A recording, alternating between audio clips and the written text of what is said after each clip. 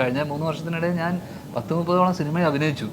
അത്രയും സിനിമകൾ ഇത്രയും ചുരുങ്ങിയ കാലയളവിൽ അഭിനയിക്കണമെങ്കിൽ നമ്മൾ കൃത്യമായ ഷൂട്ടിന് പോകണം. കൃത്യമായി നമ്മളൊരു എത്തിക്സ് അല്ലെങ്കിൽ വർക്ക് എത്തിക്സ് നമുക്കില്ലെങ്കിൽ നമുക്ക് ഇതൊന്നും ചെയ്യാൻ പറ്റില്ല. അപ്പോൾ അത്തരം പ്രൊഫഷണലിസം, കാരണം നമ്മൾ വർക്ക് ചെയ്യാൻ പോകുന്ന ഒരാൾ പൈസ ഇൻവെസ്റ്റ് ചെയ്ത് ഒരാൾ അയാളുടെ ഹാർഡ് ഏൺ മണി ഇൻവെസ്റ്റ് ചെയ്തിട്ടുള്ള പരിപാടിയാണ്. അപ്പം സ്വാഭാവികമായിട്ട് എല്ലാവരും അവരുടെ സിനിമ ഓടണം എന്ന് വിചാരിച്ചിട്ട് തന്നെയാണ് സിനിമയിൽ പൈസ ഇൻവെസ്റ്റ് ചെയ്യുന്നത്. പ്രൊഡ്യൂസർ ആയിക്കോട്ടെ, ഡയറക്ടർ ആയിക്കോട്ടെ, ആരും ഫെയിലിയർ ആവുമെന്ന് വെച്ചിട്ടല്ലല്ലോ സിനിമയിൽ നിന്ന്. പക്ഷേ സിനാരിയോ ചില സിനിമകൾ നന്നാവും, ചില സിനിമ തിയേറ്ററിൽ വർക്കാവാതെ പോകും, ചിലവരുടെ കാൽക്കുലേഷൻ തെറ്റിപ്പോകുന്ന. ഇവരൊന്നും ഞാൻ പറഞ്ഞില്ല, ഇവരൊന്നും നല്ല മോശം വ്യക്തികളോ മോശം ആൾക്കാരൊന്നും അല്ല. ഭയങ്കര പാഷനേറ്റ് ആയിട്ട് വരുന്ന ആൾക്കാരൊക്കെ ഉണ്ട്, ഒരുപാട് പേര്. പക്ഷേ നേരത്തെ പറഞ്ഞ പോലെ സിനിമയുടെ ഒരു അയാൾക്ക് വിധിച്ചിട്ടുള്ള അതിൻ്റെ ഒരു ഫേറ്റ് ഉണ്ടല്ലോ. അപ്പം ഞാൻ ചെയ്ത സിനിമകളൊക്കെ തന്നെ ഈ പറഞ്ഞ പോലെ കൃത്യമായിട്ട് ജോലി ചെയ്തത് കൊണ്ടാണ് എനിക്ക് വീണ്ടും വീണ്ടും സിനിമകൾ വരുന്നത്. അപ്പം ആ രീതിയിൽ ഇത്രയും സിനിമ ചെയ്തുകൊണ്ട് നമുക്ക് ആ ഡിസിപ്ലിൻ ഉള്ളത് കൊണ്ട് മാത്രമാണ്, അല്ലെങ്കിൽ ആയിട്ട് തന്നെ വിളിക്കില്ലല്ലോ.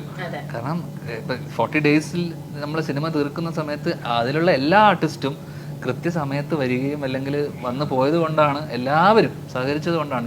ഞാൻ മാത്രമല്ല, എല്ലാവർക്കും ആ ഡിസിപ്ലിൻ ഉണ്ടാവണം, കൃത്യമായിട്ട് ആ പ്രൊഡക്ഷൻ ഉണ്ടാവണം, ആ കോർഡിനേഷൻ ഉണ്ടാവണം. അല്ലെങ്കിൽ ഒരിക്കലും ഇത്രയും വലിയൊരു സിനിമ ഇത്രയും ചുരുങ്ങിയ ദിവസത്തിനല്ല. കാരണം ഞങ്ങൾക്ക് അത്ഭുതമാണ് എങ്ങനെ ഇത്രയും ആൾക്കാർ അല്ലെങ്കിൽ ഇത്രയും ആർട്ടിസ്റ്റ്, അല്ലെങ്കിൽ നമ്മൾ പറഞ്ഞ പോലെ മറ്റേ കോസ്റ്റ്യൂം ഡിപ്പാർട്ട്മെന്റിൽ മാത്രം 10 ഇതുവരെ ഒരു സ്ഥലത്തും പറയാത്തൊരു കാര്യമാണ്, മെൻഷൻ ചെയ്തിട്ടില്ല. കാരണം കോസ്റ്റ്യൂം ഡിപ്പാർട്ട്മെന്റിലൊക്കെ 18-20 പേരൊക്കെ ഉണ്ട് ഓൾമോസ്റ്റ്, അല്ലേ 15 പേരോളം. കാരണം 300 ജൂനിയർ ആർട്ടിസ്റ്റിനെയൊക്കെ 7 മണിക്ക് റെഡിയാക്കണം.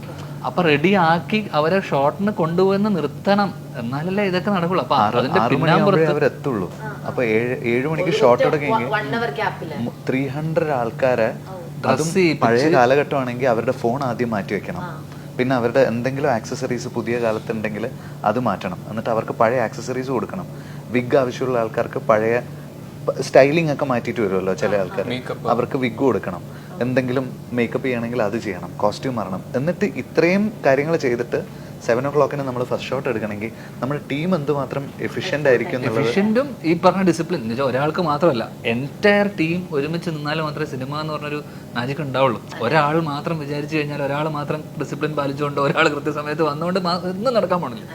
ഈ എൻറ്റയർ ക്രൂ, പ്രൊഡക്ഷൻ, ആർട്ട്, അല്ലെങ്കിൽ കോസ്റ്റ്യൂം ഡിപ്പാർട്ട്മെന്റ്, പ്രത്യേകിച്ച് ആർട്ടൊക്കെ എത്രയോ ദിവസം മുന്നേ, എത്രയോ മാസങ്ങൾക്ക് മുന്നേ സെറ്റ് വർക്ക് ഒക്കെ തുടങ്ങിയതാണ്. പല സ്ഥലങ്ങളിലായിട്ട് പാരലായിട്ട്, അല്ലേ, പല സ്ഥലങ്ങളിലായിട്ട് സെറ്റ് വർക്ക് നടക്കുന്നുണ്ട്. അപ്പം ഇതെല്ലാം കൃത്യമായി ചാർട്ട് ചെയ്തിട്ട് അവിടെ നിന്ന് ഷിഫ്റ്റ് ചെയ്ത് ഇത് പൊളിക്കേണ്ട, നമ്മൾ സെറ്റിട്ട സ്ഥലങ്ങളൊക്കെ ഈ ദിവസം പൊളിക്കണമെന്ന് വെച്ച ദിവസം തന്നെ പൊളിച്ചു മാറ്റി അടുത്ത സ്ഥലത്തെത്തി, അവിടുന്ന് ഷിഫ്റ്റ് ചെയ്തു ഇപ്പുറത്ത് വന്നു. അതെല്ലാം കൃത്യമായിട്ട് അതിന് ഫോളോ ചെയ്തില്ലെങ്കിൽ, അല്ലെങ്കിൽ കൃത്യമായിട്ട് പോയില്ലെങ്കിൽ ഇതിൻ്റെ എല്ലാം പൊളിഞ്ഞു പോകും.